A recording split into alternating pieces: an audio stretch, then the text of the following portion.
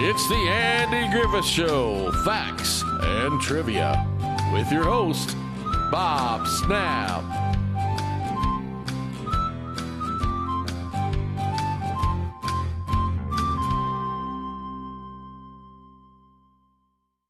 Hi guys, welcome to the Andy Griffith Show, Facts and Trivia. Appreciate you being here. Before we get started, I want to say that I do a lot of videos. I've done a bunch of videos. So I may be repeating some and not even know it, but this one seems pretty familiar to me, so I may have done this before. Forgive me if I have. For you new guys who haven't seen it, if I did, hope you enjoy it. For you other guys who may have seen it, I hope you forgot it and you're watching now. But it's on 5 little Andy Griffith Show details that you might have not noticed from Barney and the governor. Oh, Otis, you spiked the spring water. Anyway, let's get into it. We'll start with Andy Griffith discovered an actor who was working his former job. Andy Griffith may be associated with Mount Airy, his small hometown in North Carolina, but the actor was just as much history with Roanoke Island in the state's Outer Banks. Griffith married his first wife, Barbara Edwards, on the island. On July 3rd of 2012, the TV icon passed away in his 70-acre property on Roanoke. Andy first got the acting bug as a student at UNC in Chapel Hill. In the summers, the budding thespian spent his summers on Roanoke Island, performing in a historical play, The Lost Colony. He began as a soldier in 1947 and worked his way up to the cast to play the lead, Sir Walter Raleigh. By 1949, a role he had kept through 1953. After becoming a star, Andy made a nostalgic return to Roanoke and watched a production of The Lost Colony. A young man named Bob McQueen was Sir Walter Raleigh. Griffith liked what he saw. He befriended McQueen and gave him several small roles on The Andy Griffith Show. You can look for him as a postal worker who comes to admire the governor's Cadillac in Barney and the Governor, and the guy who blows kisses at Barney. Bert Mustin, reading the Curly Coyote comic strip in the Mount Airy newspaper.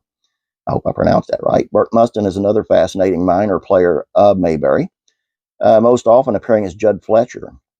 He sits with other townsmen jawing outside the post office. Judd flips through a newspaper in the opening scene. A close look at the paper reveals 2 fun facts. A small print ad proves this, and a fact, paper from Mount Airy, North Carolina, Griffith's hometown.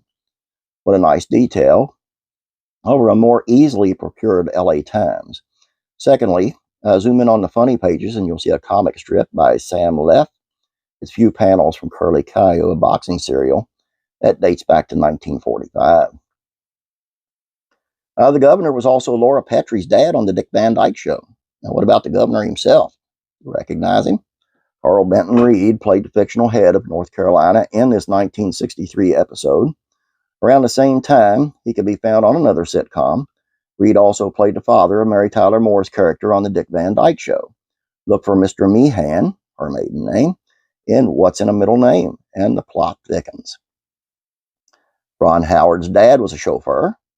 Speaking of dads, a real-life celebrity father plays a key role in Barney and the Governor. Rance Howard, father of Ron Howard, not to mention Clint Howard, the little cowboy Leon of Mayberry, drives a big black Cadillac belonging to the governor. Barney serves him with a parking ticket. Rance was frequently around the set with his sons, which is why you can also find him as another driver, a bus driver, and Cousin Virgil. He also turned up in A Black Day from Mayberry and The Rumor. The license plate reads, Producers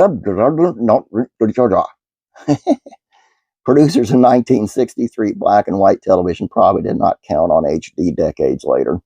The insert shot of the governor's license plate perhaps did not look fishy when the episode originally aired. In the gloriously crisp remastered version, however, you can see the nonsensical details. No wonder Mayberry is not in the real North Carolina. It's in North Carolina. Is that in East Europe? I wasn't even going to try to pronounce that, so that's why you got to do that. That's all I have for you. I hope you guys enjoyed this. It's probably my last week of my mowing season, so I'm going to be quite busy, so I'm not going to do the shorts of the evening until this starts slowing down a little bit. So appreciate that. Y'all bearing with me. And I may miss a trivia quiz or two, a question or two. So bear with me on that too. On classic rock and country music facts and trivia, really good one today. It's on Artemis Powell, who was your formerly drummer for Lynyrd Skynyrd, who's doing a tribute album, and it's got some big names on it like Dolly Parton, Lee Brice, Sammy Hagar, Billy Ray Cyrus. There's a bunch of them on there that's doing it with him, and it's really, really good. Don't check that out. And classic TV facts and trivia is on Bob Denver, who played Gilligan on Gilligan's Island, but he also played Dud Wash on one episode of Andy Griffith Show, and on what he did after Gilligan's Island. So you might want to go over there and check that out. Have a great day. God bless you. Love you guys. Be praying for you.